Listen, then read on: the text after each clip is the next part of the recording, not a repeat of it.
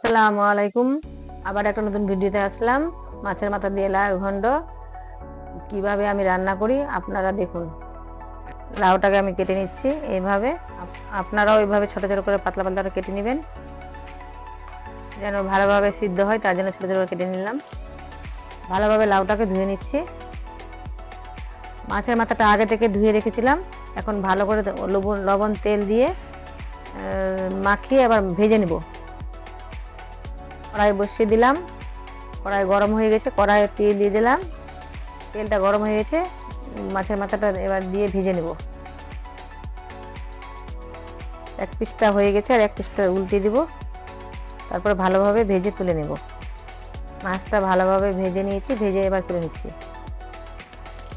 ওই কড়াইয়ে এবার কিছুটা তেল দিয়ে দিব, ফোড়নের জন্য জিরা দিচ্ছি,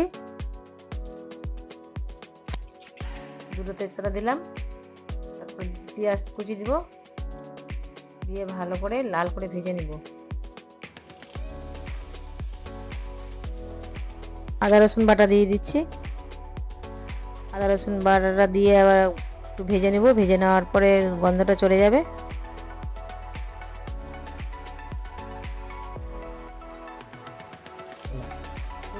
হলুদ দিচ্ছি, পরিমাণ মতো হলুদ, তারপর পরিমাণ মতো শুকনো লঙ্কা দিয়ে দিচ্ছি গুঁড়ো, জিরার গুঁড়া দিচ্ছি,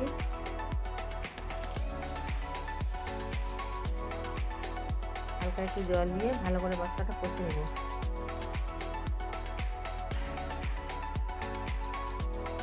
মশলাটা কষা হয়ে গেছে, এবার লাউটা দিয়ে দেবো।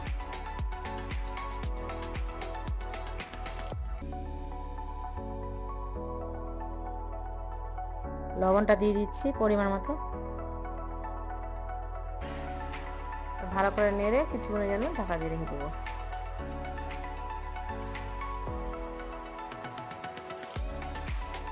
লাউটা সিদ্ধ হয়ে গেছে, মাছের মাথাটা এবার দিয়ে দিচ্ছি।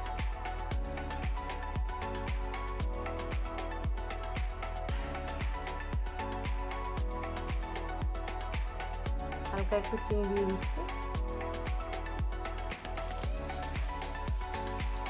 এবার একটু গরম মশলা দিয়ে দিলাম। রান্নাটা হয়ে গেছে, তার মধ্যে কি সুন্দর গন্ধ বেরিয়েছে।